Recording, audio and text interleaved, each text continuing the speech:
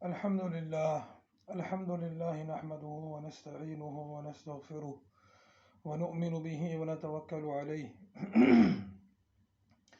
ونعوذ بالله من شرور أنفسنا ومن سيئات أعمالنا من يهده الله فلا مضل له ومن يضلله فلا هادي له ونشهد أن لا إله إلا الله وحده لا شريك له ونشهد أن سيدنا ونبينا محمدا عبده ورسوله صلى الله عليه وسلم أما بعد أعوذ بالله من الشيطان الرجيم بسم الله الرحمن الرحيم رب اشرح لي صدري ويسر لي أمري واحلل عقدة من لساني يفقه قولي صدق الله مولانا العظيم وصدق رسوله النبي الكريم ونحن على ذلك من الشاهدين.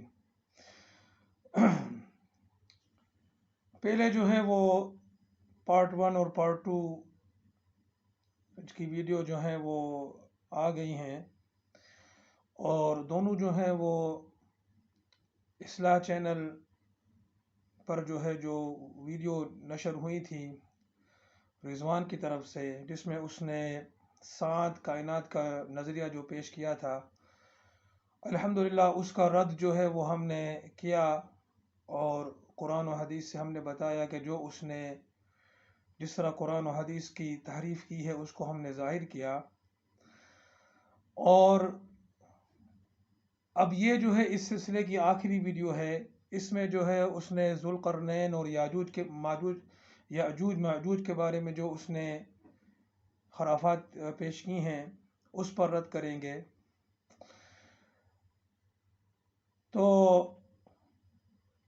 پہلے جو ہے پچھلی ویڈیو میں ہم نے تفصیل کے ساتھ جو ہے بیان کیا تھا کہ 7 آسمان اور 7 زمینیں ہیں، اور 7 آسمان جو ہیں وہ اوپر تلے ہیں، 7 زمینیں نیچے تلے ہیں.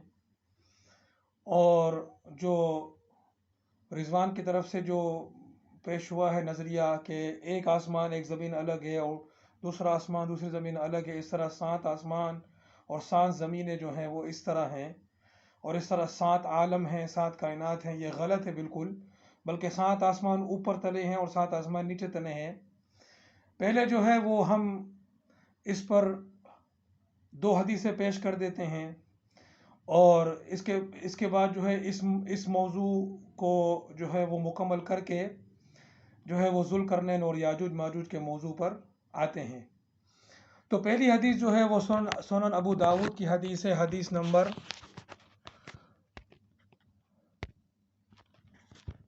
سنن ابو داود کی حدیث نمبر 4723 ہے، نظر آ رہی ہے.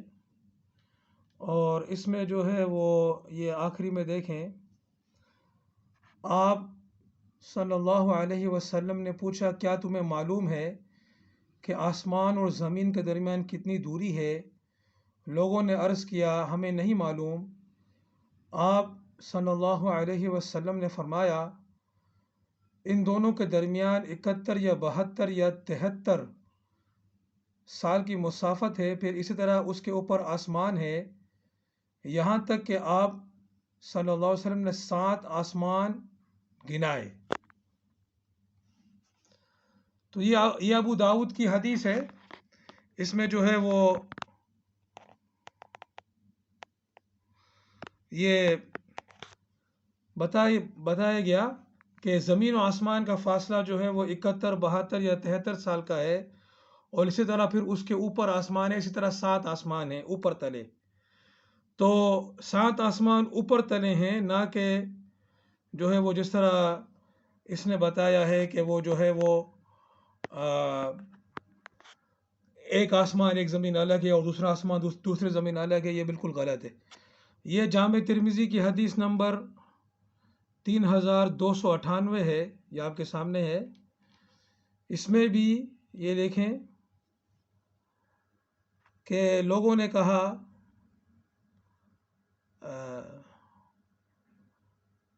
کیا تم جانتے ہو کہ کتنا فاصلہ ہے تمہارے اور اس کے درمیان؟ لوگوں نے کہا اللہ اور اس کے رسول زیادہ جانتے ہیں. آپ نے فرمایا تمہارے اور اس کے درمیان 500 سال مسافت کی دوری ہے. پھر آپ نے پوچھا کیا تمہیں معلوم ہے اور اس سے اوپر کیا ہے؟ لوگوں نے کہا اللہ اور اس کے رسول کا زیادہ معلوم ہے۔ آپ نے فرمایا اس کے اوپر 2 آسمان ہیں جن کے بیچ میں 500 سال کی مسافت ہے۔ ایسے ہی آپ نے 7 آسمان گنائے اور ہر 2 آسمان کے درمیان وہی فاصلہ ہے جو زمین و آسمان کے درمیان ہے۔ پھر آپ نے پوچھا کہ اور اس کے اوپر کیا ہے؟ لوگوں نے کہا اللہ اور اس کے رسول زیادہ جانتے ہیں۔ آپ نے فرمایا اس کے اوپر عرش ہے۔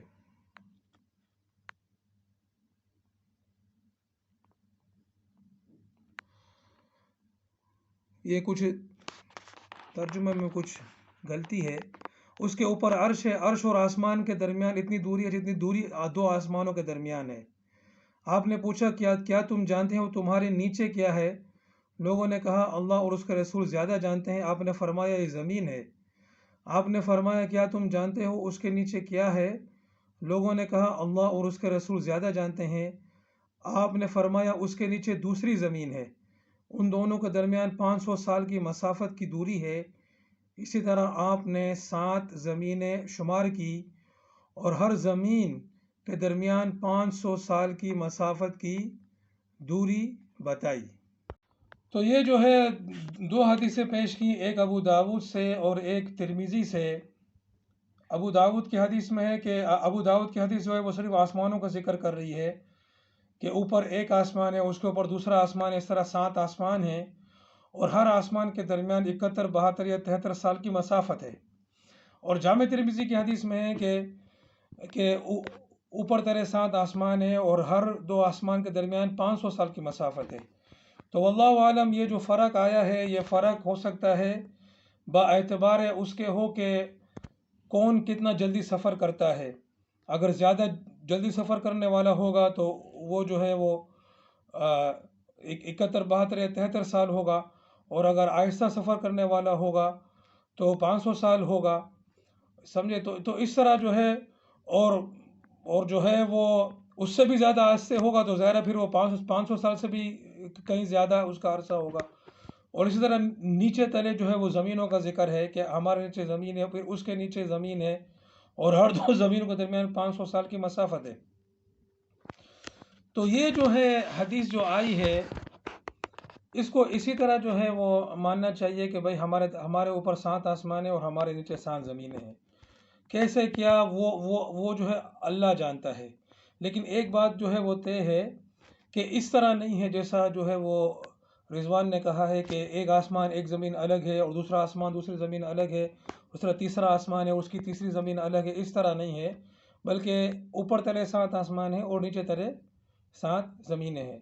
تو اس سے پتہ چل گیا کہ اس نے جو 7 کائنات کا جو نظریہ پیش کیا ہے وہ غلط ہے۔ اب جو ہے وہ ذوالقرنین اور یاجوج ماجوج کی طرف آتے ہیں اور اس میں بھی اس نے جو ٹامک ٹوئیاں کی ہیں اس کو جو ہے وہ اس کا رد کرتے ہیں اور دکھاتے ہیں کس طرح جو ہے اس نے وہ تعریف کی ہیں۔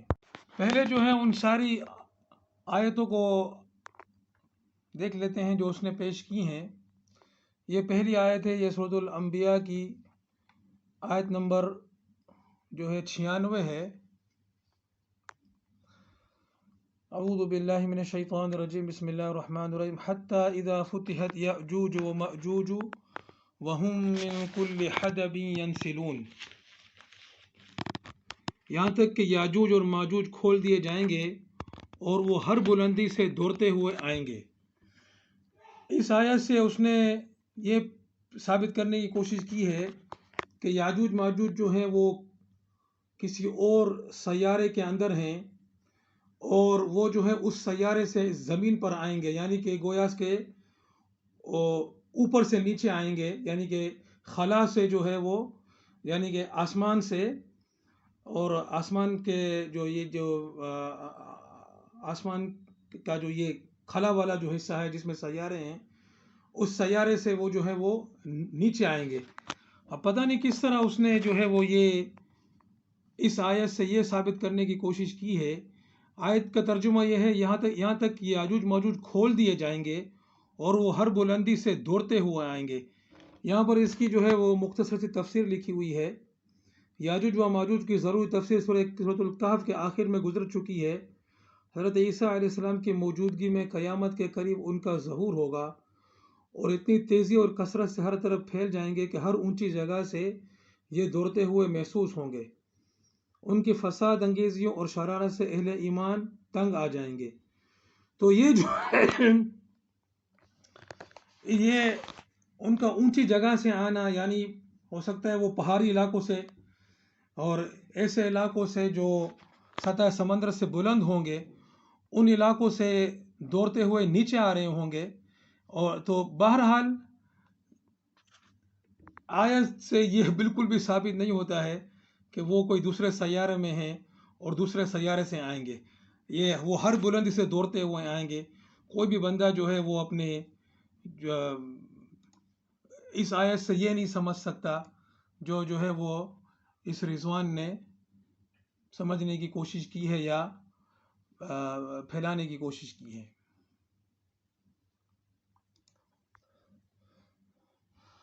اچھا، یہ سورۃ الکہف کی آیت ہے، آیت نمبر 84۔ اعوذ باللہ من الشیطان الرجیم، بسم اللہ الرحمن الرحیم۔ انا مکننا له فی الارض وآتیناہ من کل شیء سببا۔ ہم نے اسے زمین میں قوت عطا فرمائی تھی اور اسے ہر چیز کے سامان بھی عنایت کر دیے تھے۔ فاتبع سببا، وہ ایک راہ کے پیچھے لگا۔ یہاں پر سببا کا مطلب جو ہے وہ صاف ہے کہ عربی زبان میں جو سبب کا لفظ جس چیز کے لیے استعمال ہوتا ہے، اردو میں بھی ایسے ہی معنوں میں تقریباً یا قریب استعمال ہوتا ہے۔ لیکن سبب کا مطلب جو ہے وہ رضوان نے یہ کیا کہ اس کا مطلب ہے آسمانوں کے راستے۔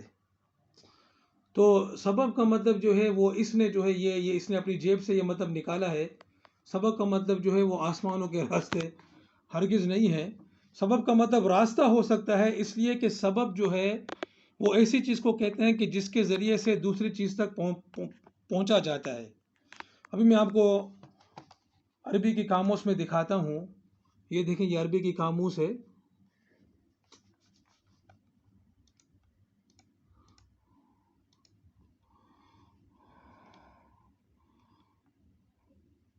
یہاں پر سبب الحکمہ، کسی فیصلے کے اسباب و وجوہ بیان کرنا۔ سبب الشیء، سبب و ذریعہ بننا۔ اور یہاں پر یہ السبب کا مطلب لکھا ہوا ہے رسی، راستہ، ذریعہ، وسیلہ۔ قرآن پاک میں ہے وَآتَيْنَاهُ مِن كُلِّ شَيْءٍ سَبَبًا فَأَتْبَعَ سَبَبًا۔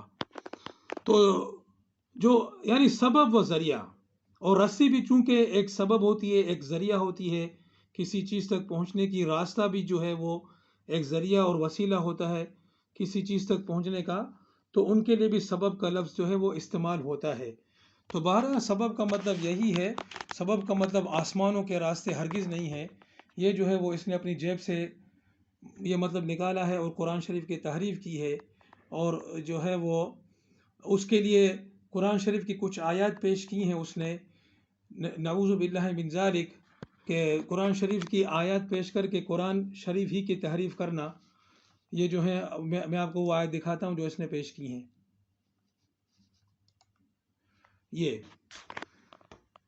یہ سورہ المؤمن کی آیت نمبر 36 ہے۔ وَقَالَ فِرْعَوْنُ يَا هَامَانُ ابْنِ لِي صَرْحًا لَعَلِّي أَبْلُغُ الْأَسْبَابَ۔ فرعون نے کہا، اے حامان میرے لیے ایک بالا خانہ بنا، شاید کہ میں آسمان کے جو دروازے ہیں، اسباب السماواتی، ان دروازوں تک پہنچ جاؤں۔ یہاں پر دیکھیں، یہاں پر لعلی ابلغ الاسباب، فرعون نے کہا اے حامان میرے لیے ایک بالا خانہ بنا، ابنی لی صرحا، صرحا کا مطلب بالا خانہ، لعلی ابلغ الاسباب، شاید کہ میں اسباب تک پہنچ جاؤں۔ ٹھیک ہے، اسباب السماواتی، آسمانوں کے اسباب۔ اگر اسباب کا مطلب بذات خود آسمانوں کے اسباب یا آسمانوں کے راستے ہوتے تو یہاں پر اسباب السماوات یعنی آسمانوں کے اسباب کہنے کی کیا ضرورت تھی؟ جب اگر اسباب کا مطلب بذات خود آسمان کے راستے ہے تو پھر اسباب السماوات کہنے کی کیا ضرورت ہے؟ تو اس کا مطلب یہ ہے کہ اسباب کا مطلب بذات خود آسمانوں کے اسباب نہیں ہے. اسباب کا مطلب صرف اسباب ہیں، راستے، وسیلے، جو بھی آپ کہیں. اسباب السماوات آسمانوں کے راستے، آسمانوں کے وسیلے. تو سماوات کا جو لفظ بڑھایا ہے اس کی وجہ یہی ہے کہ اسباب کا مطلب صرف اسباب ہوتا ہے. ٹھیک ہے، یہاں پر اسباب کا مطلب دروازے کیا ہے، اور یہ جو آسمان کا جو لفظ ہے، آسمان کے جو دروازے، وہ اسی لیے ہے کہ یہاں پر اسباب السماوات آیا ہے. تو اس کی مناسبت سے جو ہے وہ ترجمہ آسمان کے دروازے کہا ہے. بہرحال فرعون نے جو ہے وہ یہ مذاق کیا حضرت موسیٰ علیہ السلام سے، جب حضرت موسیٰ علیہ السلام نے اسے اللہ رب العزت کے بارے میں بتایا، اور اللہ رب العزت کے بارے میں بتایا کہ وہ کتنی بلند ذات ہے، تو اس نے جو ہے اللہ کی بلندی جو ہے وہ مکانی اور زمانی معنوں میں لے لی. اور ہم نے جو ہے وہ پچھلے پارٹ 2 میں جو ہے بیان کر دیا تھا کہ اللہ پاک زمان و مکان سے پاک ہے، چاہے آسمان ہو، زمین ہو، عرش و کرسی ہو، اللہ پاک زمان و مکان سے بالکل پاک ہے. لیکن فرعون جو ہے وہ کافر تھا، اور وہ اپنی عبادت کی طرف لوگوں کو بلاتا تھا، اور وہ جو ہے وہ اس کا جو تصور تھا نعوذ باللہ خدا کے بارے میں ایک جسم کا سا تھا.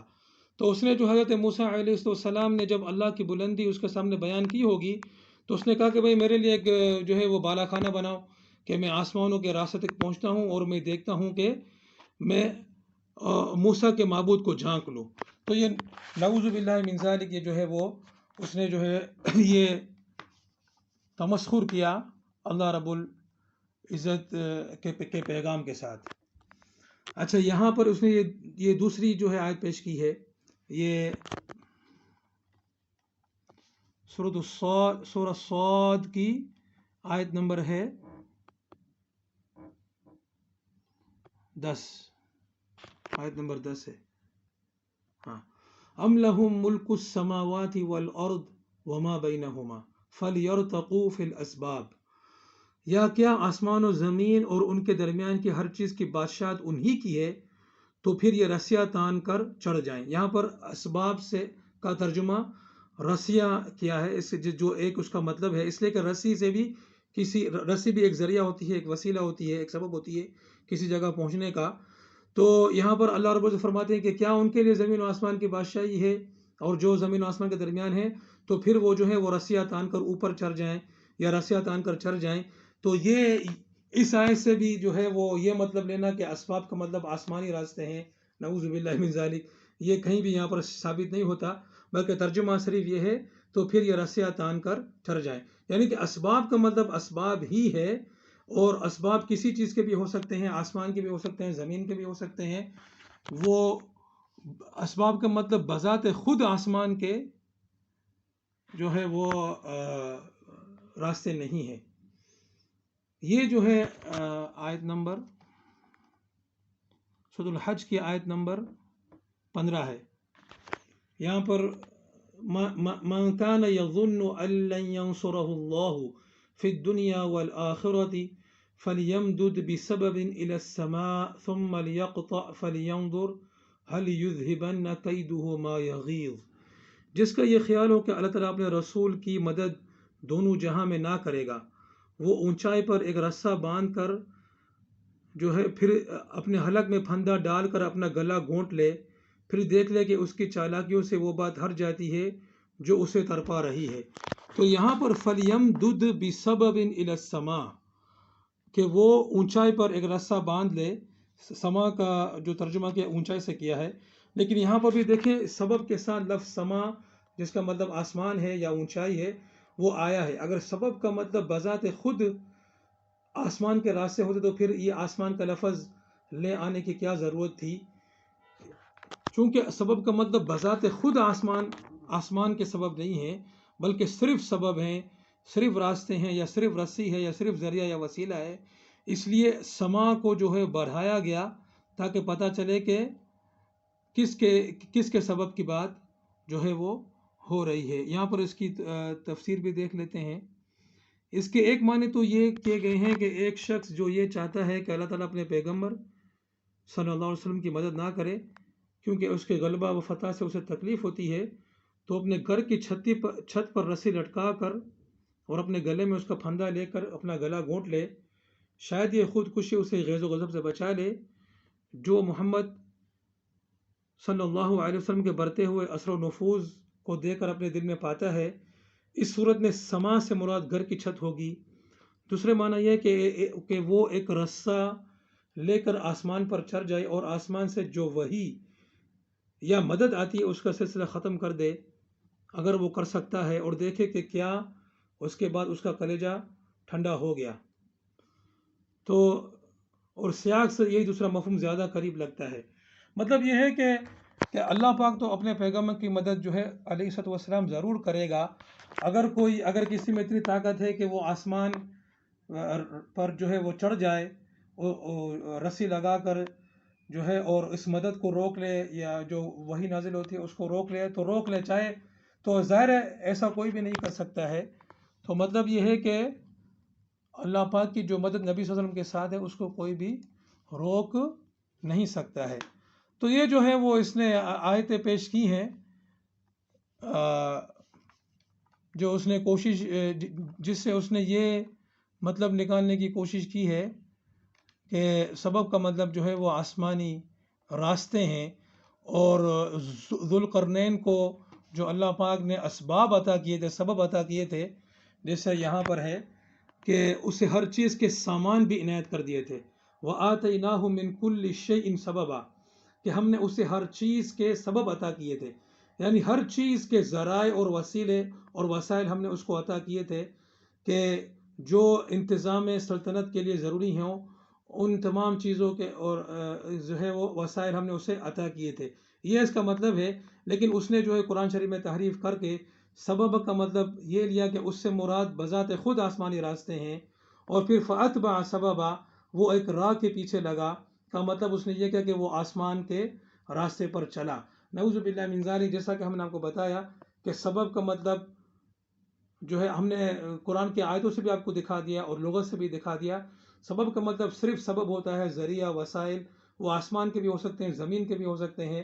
یہاں پر صرف سبب کا لفظ آیا ہے، تو اس اور ظاہر ہے وہ ایک بادشاہ تھا، تو یہاں پر اس کا مطلب ہوگا وَآتَيْنَاهُ مِن كُلِّ شَيْءٍ سَبَبًا، ہم نے اسے زمین میں قوت عطا فرمائی اور اسے ہر چیز کے اسباب بھی عنایت کر دیے، سامان بھی عنایت کر دیے، یعنی زمین کے اندر قوت اور سلطنت کے جو سامان ہے وہ ہم نے اسے عطا کر دیے۔ فَأَتْبَعَ سَبَبًا، تو وہ ایک راہ کے پیچھے لگا۔ یہاں پر سببا کا مطلب یعنی کہ جس طرف وہ چلا ہم نے اس کے اسباب، یعنی اس نے مغرب کا ارادہ کیا، جیسے کہ آگے ہے یہاں تک کہ وہ سورج ڈوبنے کی جگہ پر پہنچا، حتی اذا بلغ مغرب الشمس، تو اس کا یہ سفر مغرب کی طرف تھا۔ تو مغرب پر چلنے کے جو سامان جو ہے وہ ان کے پیچھے وہ لگ گیا، اور وہ جو ہے ان کے پیچھے لگ کر جو ہے وہ مغرب کی طرف چل پڑا۔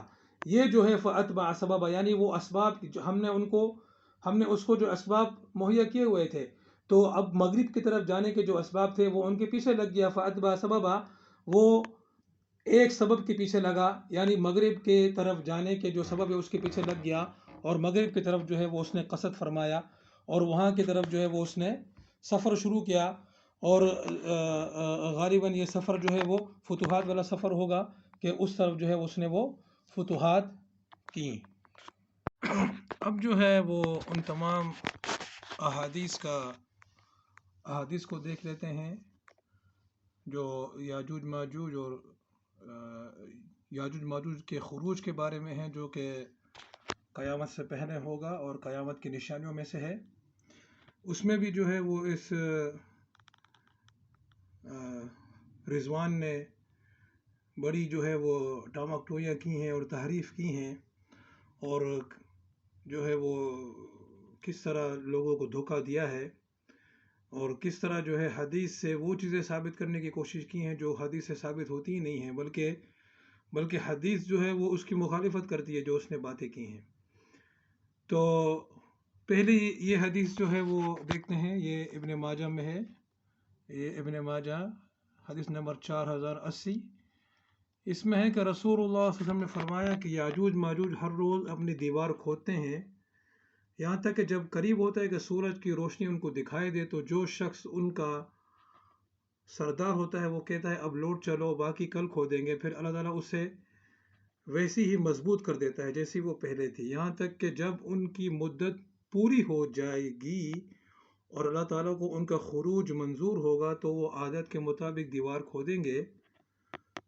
جب کھوتے کھوتے قریب ہوگا کہ سورج کی روشنی دیکھیں تو اس وقت ان کا سردار کہے گا کہ اب لوٹ چلو، انشاءاللہ کل کھودیں گے، اور انشاءاللہ کا لفظ کہیں گے، چنانچہ اس دن وہ لوٹ جائیں گے اور دیوار اسی حال پر رہے گی جیسے وہ چھوڑ گئے تھے۔ پھر وہ صبح آ کر اسے کھودیں گے اور اسے کھود کر باہر نکلیں گے اور سارا پانی پی کر ختم کر دیں گے، اور لوگ اس وقت بھاگ کر اپنے قلعوں میں محصور ہو جائیں گے۔ یہ لوگ زمین پر پھیل کر آسمان کی جانب اپنے تیر ماریں گے تو ان کے تیر خون میں لت پت ان کے پاس لوٹیں گے۔ وہ کہیں گے ہم نے زمین والوں کو تو مغلوب کیا اور آسمان والوں پر بھی غالب ہوئے۔ پھر اللہ تعالیٰ ان کی گردنوں میں کیڑے پیدا فرمائے گا جو انہیں مار ڈالیں گے۔ رسول اللہ صلی اللہ علیہ وسلم نے فرمایا، اس ذات کی قسم جس کے ہاتھ میں میری جان ہے، زمین کے جانور ان کا گوشت اور چربی کھا کر خوب موٹے ہوں گے۔ یہ ایک حدیث ہے یاجوج ماجوج کے بارے میں کہ یاجوج ماجوج جو ہے وہ اس دیوار کو جو ذوالقرنین نے بنائی ہے اس کو وہ کھودتے ہیں، اور یہاں تک کہ کھودتے کھودتے وہ اس کو جو ہے وہ اس میں سوراخ کرنے والے ہوتے ہیں۔ ظاہر ہے ان کو اس بات کا علم نہیں ہوتا ہے کہ وہ اس میں سوراخ ہونے والا ہے، ظاہر ہے کہ وہ کیونکہ وہ جب دیوار کے اس طرف ہیں تو وہ جب کھودیں گے تو ان کو تو پتہ نہیں ہے کہ ابھی کتنی موٹی دیوار باقی ہے، تو پھر ان کا جو سردار ہوتا ہے وہ کہتا ہے کہ چلو ابھی کل کھودیں گے، پھر اللہ تعالیٰ اس کو دوبارہ ویسے ہی مضبوط کر دیتا ہے۔ پھر اس طرح وہ کھودتے ہیں اور اس طرح یہ سلسلہ چلتا رہتا ہے، یہاں تک کہ جب اللہ تعالیٰ کو منظور ہوگا کہ اب وہ نکل آئیں تو اللہ تعالیٰ اس کا جو سردار ہے اس کے زبان پر انشاءاللہ کا لفظ جو ہے وہ جاری کریں گے، اور ظاہر ہے کہ یہ لوگ کفار ہیں، جیسے کہ صاف ظاہر ہے کہ وہ آ کر جو ہے وہ زمین میں فساد پھیلائیں گے اور آسمان کی جانب بھی تیر ماریں گے، یہ ظاہر ہے بالکل کفر ان کا صاف ہے۔ تو انشاءاللہ کا لفظ جو ہے وہ بس سمجھنے کہ یہ اللہ کی طرف سے جو ہے وہ اس کے منہ پر آ جائے گا، اور پھر وہ جب اگلے دن آئیں گے تو وہ دیوار جو ہے اسی حالت پر ہوگی، یعنی جتنی کھدی ہوئی ہے اتنی ہوگی، اسی حالت پر ہوگی، تو اب وہ جو ہے باقی کو کھود کر باہر آ جائیں گے اور پھر جو ہے وہ زمین میں فساد کریں گے۔ یہ دوسری حدیث ہے، یہ صحیح بخاری کی حدیث ہے، صحیح بخاری حدیث نمبر 3598، اس میں ہے کہ ہم کو زینب بنت ابی جہش رضی اللہ عنہا نے خبر دی کہ ایک دن نبی کریم صلی اللہ علیہ وسلم ان کے گھر تشریف لائے تو آپ صلی اللہ علیہ وسلم بہت پریشان نظر آ رہے تھے اور یہ فرما رہے تھے کہ اللہ تعالیٰ کے سوا اور کوئی معبود نہیں، عرب کے لیے تباہی اس شر سے آئے گی جس کے واقع ہونے کا زمانہ قریب آ گیا ہے۔ آج یاجوج ماجوج کی دیوار میں اتنا شگاف پیدا ہو گیا ہے، اور آپ صلی اللہ علیہ وسلم نے انگلیوں سے حلقہ بنا کر اس کی وضاحت کی۔ ام المؤمنین زینب رضی اللہ عنہا نے بیان کیا کہ میں نے عرض کیا یا رسول اللہ ہم میں نیک لوگ ہوں گے پھر بھی ہم ہلاک کر دیے جائیں گے؟ آپ صلی اللہ علیہ وسلم نے فرمایا کہ ہاں، جب خباثتیں بڑھ جائیں گی۔ اس حدیث میں نبی اکرم صلی اللہ علیہ وسلم جو ہے وہ فتنوں کی خبر دے رہے ہیں اور بتا رہے ہیں کہ عرب کے لیے خرابی ہے اس شر سے جو قریب آ گیا، اور پھر جو ہے بتایا کہ آج کے دن جو ہے یاجوج ماجوج کی جو دیوار ہے اس میں اتنا سوراخ ہو گیا تو یہ جو ہے وہ اس کی بات ہے کہ فتح اليوم من ردم یاجوج و ماجوج مثل هذا، کہ اتنا اس میں وحلق باصبعه وبالتي تليها، کہ اپنی انگلی سے اور اس کے جو برابر میں انگلی ہے، یعنی اس سے ہلکا بنا کر، انگلیوں سے ہلکا بنا کر بتایا کہ اتنا۔ تو یہ جو ہے وہ ایک اور حدیث ہے اس بارے میں۔ پھر یہ حدیث ہے، یہ حدیث جو ہے وہ صحیح بخاری، یہ بھی صحیح بخاری کی ہے، حدیث نمبر 4741۔ اس میں ہے کہ اللہ رب العزت جو ہے وہ قیامت کے دن کہیں گے کہ اے آدم، اس کا ترجمہ دیکھتے ہیں۔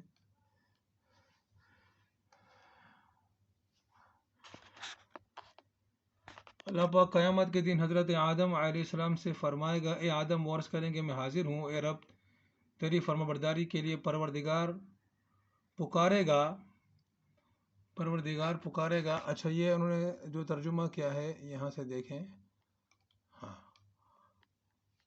پروردگار آواز سے پکارے گا۔ تو یہاں پر یہ حدیث میں جو لفظ ہے بِصَوْتٍ، یعنی کہ آواز سے، یہ لفظ نہیں ہے کہ اپنی آواز سے۔ تو مطلب یہ ہے کہ اللہ سبحانہ و تعالیٰ ایک آواز کو پیدا کریں گے، کیونکہ یہ جو آواز کی صفت ہے وہ ظاہر ہے اللہ پاک اس سے پاک ہے۔ اللہ پاک کا جو کلام ہے وہ حروف اور آواز سے پاک کلام ہے۔ تو اللہ پاک ایک آواز کو پیدا کرے گا، یا فرشتہ پروردگار کی طرف سے آواز دے گا۔ اللہ حکم دیتا ہے کہ اپنی اولاد میں سے دوزخ کا جتھا نکالو۔ وہ عرض کریں گے کہ اے پروردگار، دوزخ کا جتھا کتنا نکالوں؟ حکم ہوگا ہر 1000 آدمیوں میں سے 999۔ یہ ایسا سخت وقت ہوگا کہ پیٹ والی کا حمل گر جائے گا اور بچہ بوڑھا ہو جائے گا، یعنی جو بچہ بچپن میں مرا ہو، اور تو قیامت کے دن لوگوں کو ایسا دیکھے گا جیسے وہ نشے میں متوالے ہو رہے ہیں، حالانکہ ان کو نشہ نہ ہوگا، بلکہ اللہ کا عذاب ایسا سخت ہوگا۔ یہ حدیث جو صحابہ حاضر تھے ان پر سخت گزری، ان کے چہرے مارے ڈر کے بدل گئے۔ اس وقت نبی کریم صلی اللہ علیہ وسلم نے ان کی تسلی کے لیے فرمایا کہ اگر یاجوج ماجوج جو کافر ہیں کی نسل تم سے ملائے جائے تو ان میں سے 999 کے مقابل تم میں سے ایک آدمی پڑے گا۔ غرض تم لوگ حشر کے دن دوسرے لوگوں کی نسبت ایسے ہوگے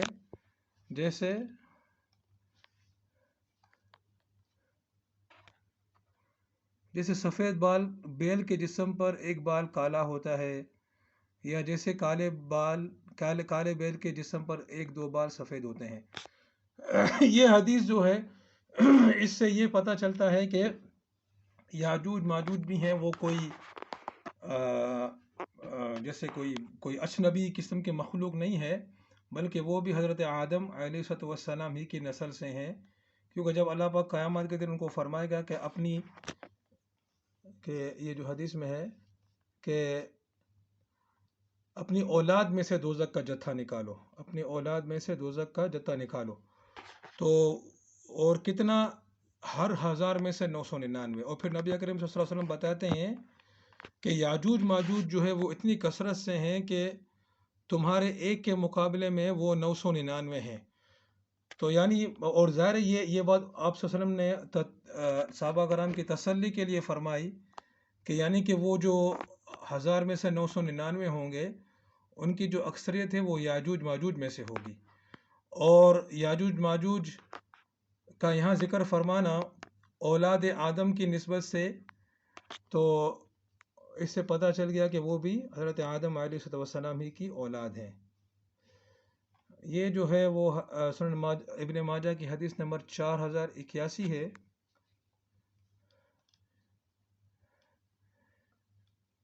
اس میں یہاں جو ہے وہ پھر سب نے عیسیٰ بن مریم علیہ السلام سے پوچھا تو انہوں نے فرمایا، قیامت کے آ دھمکنے سے کچھ پہلے دنیا میں جانے کا مجھ سے وعدہ لیا گیا ہے، لیکن قیامت کے آنے کا صحیح علم صرف اللہ ہی کو ہے۔ پھر عیسیٰ علیہ السلام نے دجال کے ظہور کا تذکرہ فرمایا اور فرمایا میں زمین پر اتر کر اسے قتل کروں گا، پھر لوگ اپنے اپنے شہروں کو لوٹ جائیں گے، اتنے میں یاجوج ماجوج ان کے سامنے آئیں گے اور ہر بلندی سے وہ چڑھ دوڑیں گے، جس پانی سے گزریں گے اسے پی جائیں گے اور جس چیز کے پاس سے گزریں گے اسے تباہ و برباد کر دیں گے۔ پھر لوگ اللہ سے دعا کرنے کی درخواست کریں گے، میں اللہ سے دعا کروں گا کہ انہیں مار ڈالے، چنانچہ وہ سب مر جائیں گے، ان کی لاشوں کی بو سے تمام زمین بدبودار ہو جائے گی۔ لوگ پھر مجھ سے دعا کے لیے کہیں گے تو میں پھر اللہ سے دعا کروں گا، تو اللہ تعالیٰ آسمان سے بارش نازل فرمائے گا جو ان کی لاشیں اٹھا کر سمندر میں بہا لے جائے گی۔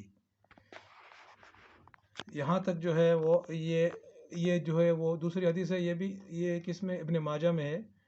اس میں جو ہے وہ حضرت عیسیٰ علیہ السلام کی جب ملاقات نبی اکرم صلی اللہ علیہ وسلم سے ہوئی معراج کے موقع پر، تو اس وقت حضرت عیسیٰ علیہ السلام نے یہ باتیں بتائیں کہ قیامت سے کہ قیامت کا تو یعنی قیامت کب ہوگی وہ تو اللہ ہی جانتا ہے، لیکن قیامت سے پہلے میں جو ہوں وہ زمین پر نازل ہوں گا اور دجال کو قتل کروں گا، اور یاجوج ماجوج بھی جو ہے وہ اس زمانے میں نکلیں گے، اور پھر جو ہے اللہ پاک یاجوج ماجوج کو ختم کر دے گا اور ان کی لاش کو سمندر میں پھینک دے گا۔ اس حدیث سے صاف پتہ چل گیا ہے کہ ان کی لاشوں کو سمندر میں پھینکا جائے گا۔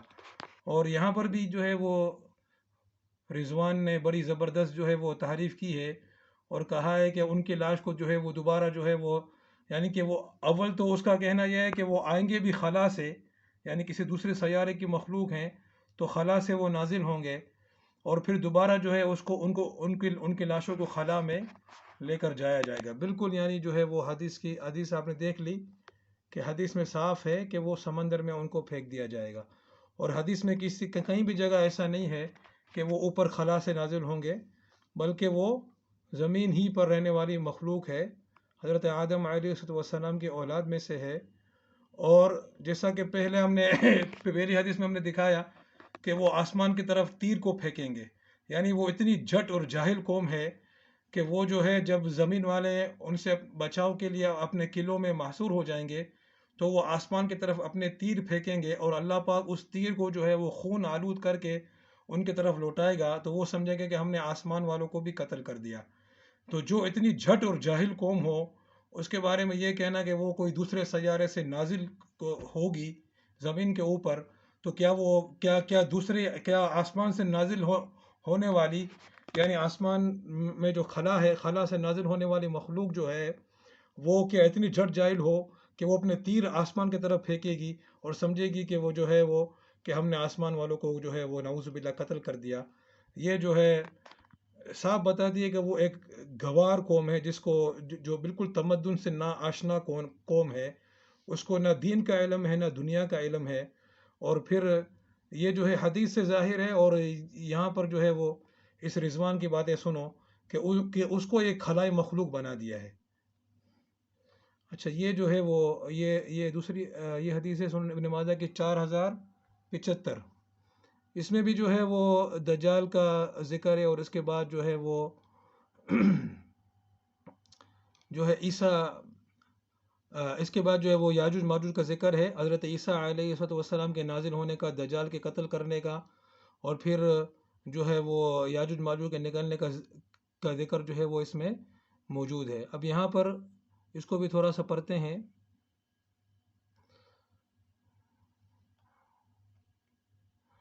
اچھا، یہاں پر یہ دیکھیں کہ یہ لوگ ابھی اسی کیفیت میں ہوں گے کہ اللہ تعالیٰ ان کی طرف یعنی عیسیٰ علیہ السلام کی طرف وحی نازل کرے گا، اے عیسیٰ میں نے اپنے کچھ ایسے بندے پیدا کیے ہیں جن سے لڑنے کی طاقت کسی میں نہیں ہے۔ یہ جو لفظ ہے لڑنے کی طاقت، ٹھیک ہے، اور عربی کا لفظ ہے قتال۔ میں آپ کو دکھا دیتا ہوں کیونکہ یہاں پر بھی رضوان نے بڑی زبردست تعریف کی ہے، وہ میں آپ کو بتاتا ہوں کیا تعریف کی ہے۔ یہ انی قد اخرجت عباد لی لا یدان لأحد بقتالہم، کہ میں نے اپنے ایسے بندوں کو نکالا ہے کہ کسی میں ان سے قتال کرنے کی، جنگ کرنے کی، لڑنے کی طاقت نہیں ہے، یعنی زمین پر جو لوگ آباد ہیں ان کی بات ہو رہی ہے کہ وہ ان سے نہیں لڑ سکتے ہیں۔ تو یہاں پر لفظ ہے بقتال کہ وہ اچھا پھر اور قتال کا مطلب جنگ ہوتا ہے، لڑائی ہوتا ہے، مطلب صاف ہے کہ یاجوج ماجوج جو ہے وہ اپنی کثرت کی وجہ سے اور یعنی کہ وہ اللہ پاک فرمائیں گے کہ میں ایسے اپنے بندوں کو نکال رہا ہوں، وہ بھی اللہ ہی کے بندے ہیں اگرچہ کافر ہیں، تو ان کو بھی اللہ ہی نے پیدا کیا ہے کہ جو زمین پر جو رہنے والے ہیں وہ ان سے قتال جنگ نہیں کر سکتے ہیں، ٹھیک ہے۔ یہاں پر رضوان نے قتال کا لفظ جو ہے اس کا ترجمہ کیا ہے قتل کرنے کا، کہ کوئی ان کو قتل نہیں کر سکتا ہے، ٹھیک ہے. اور پھر جو ہے قتل نہ کرنے سے اس نے ایک اور وہ نکالا ہے کہ وہ جو ہے ایسی مخلوق ہے اللہ کی کہ ان پر موت طاری نہیں ہوتی ہے. نعوذ باللہ من ذالک. اتنی زبردست تعریف جو ہے وہ اس نے کی ہے. اول تو یہاں پر لفظ ہے قتال، قتل کا لفظ نہیں ہے. قتال کا مطلب ہوتا ہے لڑائی کرنا، جنگ کرنا. تو لوگوں کو ان سے جنگ کرنے کی طاقت نہیں ہے، اور اس سے نہیں بلکہ ان پر بھی موت طاری ہوتی رہتی ہے. لوگ ان میں مرتے رہتے ہیں، پیدا ہوتے رہتے ہیں جس طرح دوسرے انسانوں میں ہوتے ہیں. ٹھیک ہے، تو یہ جو ہے وہ ترجمہ ہے. یہ میں نے اس کا ترجمہ بھی بالکل صحیح کیا ہے کہ لوگوں میں ان کے لڑنے کی طاقت نہیں ہے. یہ یہاں پر آ گیا کہ جس سے لڑنے کی طاقت کسی میں نہیں، یعنی زمین والوں میں سے. تو میرے بندوں کو طور پہاڑ پر لے جا. اس کے بعد اللہ تعالیٰ یاجوج ماجوج کو بھیجے گا، اور وہ لوگ ویسے ہی ہوں گے جیسے اللہ تعالیٰ نے فرمایا من کل حدب ینسلون. یہ لوگ ہر ٹیلے پر سے چڑھ دوڑیں گے. ان میں کے آگے والے تبریا کے چشمے پر گزریں گے تو اس کا سارا پانی پی لیں گے. پھر جب ان کے پچھلے لوگ گزریں گے تو وہ کہیں گے کسی زمانے میں اس تالاب کے اندر پانی تھا. اللہ کے نبی عیسیٰ علیہ السلام اور ان کے ساتھی طور پہاڑ پر حاضر رہیں گے. ان مسلمانوں کے لیے اس وقت بیل کا سر تمہارے آج کے 100 دینار سے بہتر ہوگا. پھر اللہ کے نبی عیسیٰ علیہ السلام اور ان کے ساتھی اللہ تعالیٰ سے دعا کریں گے. چنانچہ اللہ یاجوج ماجوج کی گردن میں ایک ایسا پھورا نکالے گا جس میں کیڑے ہوں گے. اس کی وجہ سے صبح کو سب ایسے مرے ہوئے ہوں گے جیسے ایک آدمی مرتا ہے. تو یہ جو ہے وہ اس کے بارے میں ذکر ہوا. یہ جو ہے وہ ایک اور حدیث ہے ابن ماجہ کی ہے 4079. اس میں بھی جو ہے وہ یاجوج ماجوج کا ذکر ہے کہ وہ جو ہے وہ زمین میں فساد کریں گے، اور جو ہے وہ اپنے نیزوں کو جو ہے وہ آسمان کی طرف پھینکیں گے، اور اللہ پاک جو ہے وہ اس کو خون آلود کر کے جو ہے وہ بھیجے گا، اور وہ سمجھے گا کہ ہم نے اہل آسمان کو بھی قتل کر دیا. یہ ساری باتیں جو ہیں وہ دوسری حدیث میں بھی آ گئی ہیں. یہ جو ہے ایک اور حدیث ہے جامع ترمذی کی 2240. اس میں بھی انہی باتوں کا ذکر ہے. یہ دوسری حدیث ہے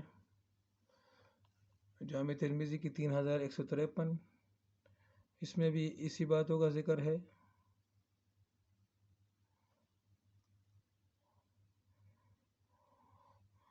یہاں پر جو ہے وہ یہ ہے، یہاں کا اس کا ترجمہ دیکھتے ہیں. آپ صلی اللہ علیہ وسلم نے فرمایا یاجوج ماجوج اور ان کی ذریت اسے ہر دن کھودتے ہیں. جب وہ اس میں شگاف ڈال دینے کے قریب پہنچ جاتے ہیں تو ان کا نگران ان سے کہتے ہیں واپس چلو، کل ہم اس میں سراغ کریں گے. ادھر اللہ اسے پہلے سے زیادہ محبوط و ٹھوس بنا دیتا ہے. پھر جب ان کی مدت پوری ہو جائے گی اور اللہ ان کو لوگوں تک لے جانے کا ارادہ کرے گا، اس وقت دیوار کھودنے والوں کا نگران کہے گا لوٹ جاؤ، کل ہم اسے انشاءاللہ توڑ دیں گے. آپ نے فرمایا پھر جب وہ اگلے روز لوٹ کر آئیں گے تو وہ اسے اسی حالت میں پائیں گے جس حالت میں وہ اسے چھوڑ کر گئے تھے. پھر وہ اسے توڑ دیں گے اور لوگوں پر نکل پڑیں گے. اس حدیث میں جو ہے وہ صاف لکھا ہوا ہے کہ وہ اسے اس دیوار کو کھودتے ہیں یہاں تک کہ وہ جب اس میں سوراخ کرنے والے ہوتے ہیں تو ان کا جو سردار جو ہے انہیں کہتا ہے کہ واپس چلو، اور پھر اس طرح سلسلہ جاری رہتا ہے یہاں تک کہ جب اللہ پاک انہیں نکالے گا تو اس کی زبان پر انشاءاللہ کا لفظ جاری کرے گا. پھر وہ جب اگلے دن آئیں گے تو وہ دیوار اسی حالت پر ہوگی، یعنی کھودی ہوئی جتنی وہ کھود چکے تھے. پھر جو ہے وہ اس کو بقیہ کو کھود لیں گے اور اس میں سوراخ کر کے باہر آ جائیں گے. تو یہ حدیث صاف ہے، اور پہلی حدیث میں بھی اس کا ذکر ہو چکا ہے. مگر میں نے اس لیے پیش کیا کہ پہلی حدیث میں یوں ہے کہ جب وہ سورج کو دیکھنے والے ہوتے ہیں یا دھوپ کو دیکھنے والے ہوتے ہیں، تو یہاں پر بھی رضوان نے جو ہے بڑی زبردست تحریف کی ہے کہ اس نے کوئی پتہ نہیں کیا ایک عجیب و غریب مطلب لیا ہے کہ وہ جو ہے وہ خلا میں پتہ نہیں کوئی سوراخ کر رہے ہیں یا پتہ نہیں کیا کر رہے ہیں، اور جب وہ سورج جو ہے وہ ان کے سامنے آ جاتا ہے تو وہ جو ہے وہ واپس پلٹ جاتے ہیں. ایسی اس نے عجیب و غریب بات کی ہے جس کا حدیث میں کوئی ذکر نہیں ہے اور نہ ہی حدیث کا اس سے کوئی تعلق ہے۔ حدیث صاف ہے کہ وہ دیوار کو کھودتے ہیں اور جب سوراخ کرنے کے قریب ہوتے ہیں تو واپس چلے جاتے ہیں اور اللہ پاک اس کو زیادہ مضبوط کر دیتا ہے۔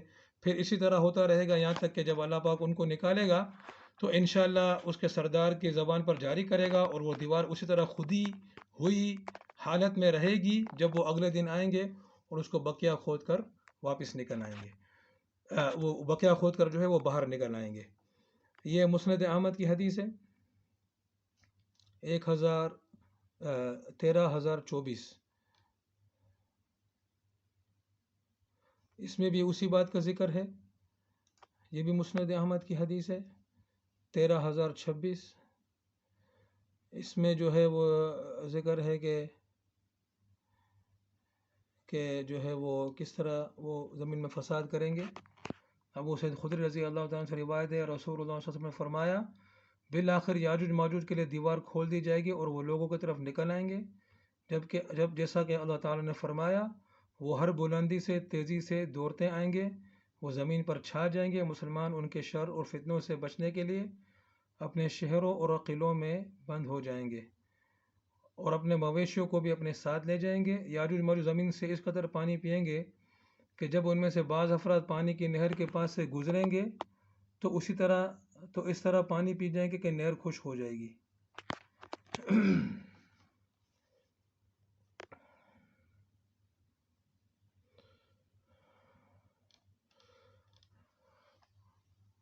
اس قدر پانی پئیں گے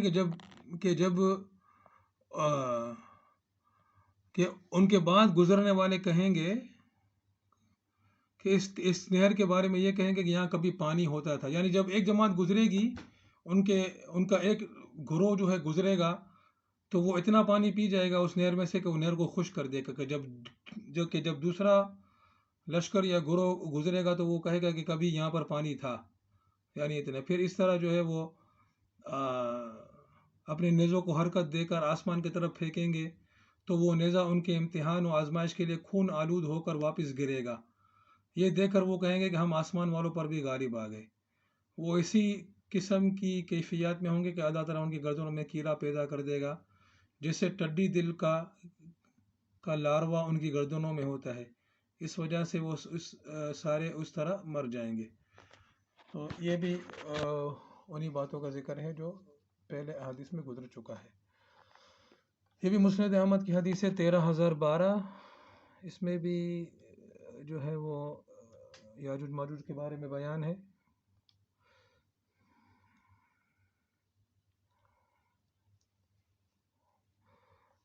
یہاں پر جو ہے یہ دیکھیں، یہاں پر میں آپ کو بتاؤں،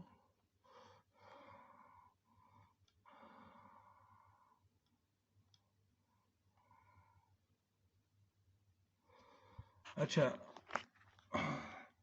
اللہ تعالیٰ یاجوج ماجوج کی گردنوں میں ایک کیڑا پیدا کر دے گا، اس سے وہ بہت جلد مر جائیں گے۔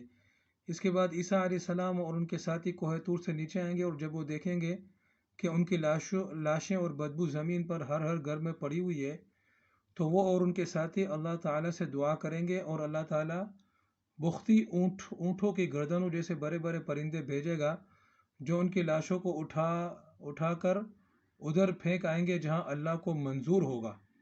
یحییٰ بن جابر کہتے ہیں عطا بن یزید سقسقی نے مجھے سیدنا کعب رضی اللہ عنہ یا کسی اور صحابی کی روایت سے بیان کیا کہ وہ پرندے یاجوج ماجوج کی لاشوں کو مہبل میں جا پھینکیں گے۔ میں نے ان سے پوچھا کہ یہ مہبل کہاں ہے؟ انہوں نے بتلایا کہ جہاں سے سورج طلوع ہوتا ہے، اس کے بعد اللہ تعالیٰ بارش برسائے گا۔ تو یہاں پر یہ جو مہبل کا لفظ ہے عربی زبان میں یہ محبل لکھا ہوا ہے، فَتَطْرَحُهُمْ بِالْمُحَبَّل۔ محبل جو ہے وہ اس کا جو ترجمہ ہے، اچھا پھر آگے اس کی تشریح میں کیا فرمایا کہ جہاں سے سورج طلوع ہوتا ہے، ٹھیک ہے، مطلع الشمس۔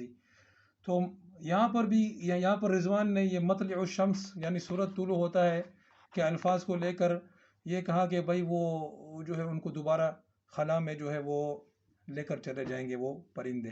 حالانکہ میں نے آپ کو دوسری حدیث سے دکھا دیا کہ وہ ان کو سمندر میں پھینکے گا۔ اور مطلع الشمس سے مراد ظاہر ہے کہ جب سورج طلوع ہوتا ہے تو ایسا ہی محسوس ہوتا ہے کہ وہ سمندر سے نکل رہا ہے یا سمندر میں جا رہا ہے حالانکہ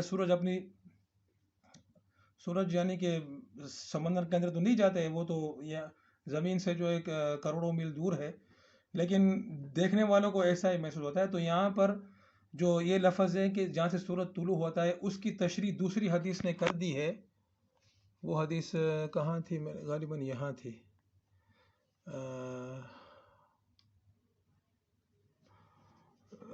وہ حدیث کہاں تھی؟ زمین پر مار ڈالے گا۔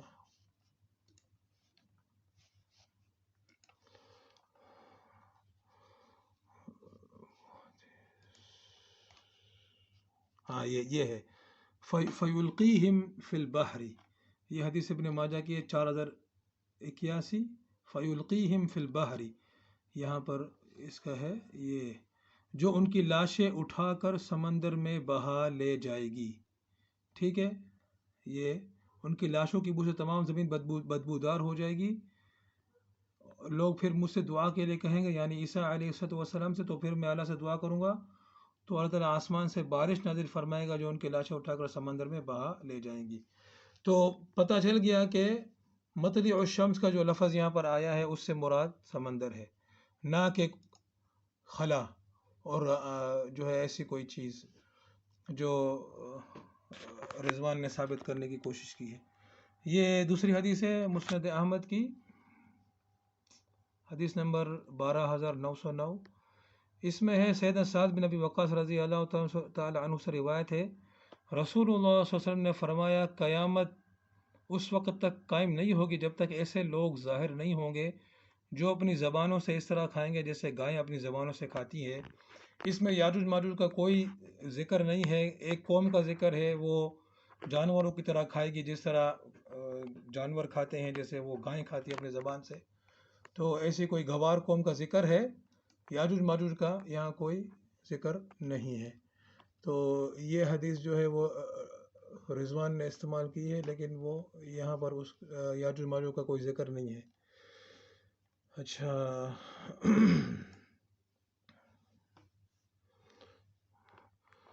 یہ حدیث جو ہے یہ ہم نے دیکھ لی ہے پہلے، یہ وہی حدیث ہے۔ اور ہاں، یہ صحیح مسلم کی حدیث ہے، صحیح مسلم کی حدیث نمبر 7373۔ اس میں بھی وہی ذکر ہے، یاجوج ماجوج کا ذکر ہے، لمبی حدیث ہے۔ پہلے دجال کا ذکر ہے اور حضرت عیسیٰ علیہ السلام اور ان کا دجال کو قتل کرنا، اور اس کے بعد جو ہے یاجوج ماجوج کا نکلنا، اس کا ذکر ہے۔ یہ جو ہے وہ ان دوسری حدیثوں میں اس کا ذکر ہو چکا ہے۔ تو احادیث جو ہے وہ آپ کے سامنے آ گئیں جو یاجوج ماجوج کے بارے میں ہیں۔ قرآن شریف کی جو آیات جو تھیں، جو رضوان نے جو آیات پیش کی تھی اور جو حدیث پیش کی تھی، وہ سب کے سب آپ کے سامنے آ گئی۔ کسی میں بھی کسی قسم کا کوئی ذکر نہیں ہے، نہ کوئی اشارہ ہے، نہ کوئی ایسی چیز ہے جس سے یہ ثابت ہو کہ جو ہے وہ یاجوج ماجوج جو ہے وہ کوئی خلائی مخلوق ہے، اور ذوالقرنین رحمۃ اللہ علیہ کا جو سفر تھا وہ خلائی سفر تھا، اور وہ آسمان کی طرف سفر تھا، اور وہ دوسرے سیاروں پر کوئی سفر تھا۔ کوئی بھی ایسی بات نہیں ہے، کوئی وہ نہیں ہے، بلکہ قرآن میں انا مکننا لہو فی الارض، انا مکننا لہو فی الارض کا لفظ آیا ہے، جو اس بات کا ہے کہ یہاں پر میں آپ کو دکھاتا ہوں، ہم نے اسے زمین میں قوت عطا فرمائی، وَآتَيْنَاهُ مِنْ كُلِّ شَيْءٍ سَبَبًا، اسے ہر چیز کے سامان بھی عنایت کر دیے تھے۔ اگر اللہ پاک نے اسے آسمان کی طرف سفر کرنے کے اور آسمان میں جو ہے وہ سفر کرنے کے اور ایسی چیزوں کے کوئی اسباب عطا کیے تھے، تو پھر یہاں پر زمین کے ساتھ آسمان کا لفظ آنا چاہیے تھا، مگر یہاں پر ہم نے اسے زمین میں قوت عطا فرمائی تھی اور اسے ہر چیز کے سامان بھی عنایت کر دیے تھے۔ یہ آیت خود بتا رہی ہے کہ اس کا تعلق زمین ہی سے تھا، اور وہ زمین ہی میں اس کے فتوحات اور اس کے اسفار تھے، اور جو اسباب جو اس کو عنایت کیے گئے تھے وہ اس کا تعلق بھی زمین ہی سے تھا۔ تو کوئی بھی ایسی چیز نہیں ہے جو اس بات کو ثابت کر رہی ہو جو رضوان نے ثابت کرنے کی کوشش کی ہے کہ خلائی سفر اور آسمانی سفر اور یاجوج ماجوج کوئی خلا، یہ ساری جو ہیں وہ غلط باتیں ہیں۔ قرآن و حدیث میں جو قرآن و حدیث میں جو چیز موجود ہے، قرآن و حدیث میں کوئی ایسی چیز موجود نہیں ہے جو یہ بات کر رہی ہو کہ یاجوج ماجوج جو ہے وہ کوئی آسمانی مخلوق ہے۔ یہ بالکل یعنی کہ اس نے اپنی جیب سے یہ بات نکالی ہے اور قرآن و حدیث سے ثابت کرنے کی کوشش کی ہے، بلکہ قرآن و حدیث جس بات کا اشارہ کر رہے ہیں کہ وہ ذوالقرنین کے جو سفر تھے وہ زمینی سفر ہی تھے۔ اچھا، پھر جو ہے وہ رضوان نے بات کی ہے کہ اس نے بڑے بڑے فزکس جو ہیں، میں کیا کہوں ان کو، فزیشین کہوں یا پتہ نہیں کیا کہوں، جنہوں نے فزکس میں جو پی ایچ ڈی وغیرہ کی ہے، اس نے جو ان سے بات کی ہے، اور حالانکہ جو اس نے جو باتیں کی ہیں سب سے بڑا وہ اینٹائی فزک وہ خود ہے۔ قرآن کے اندر ہے کہ ذوالقرنین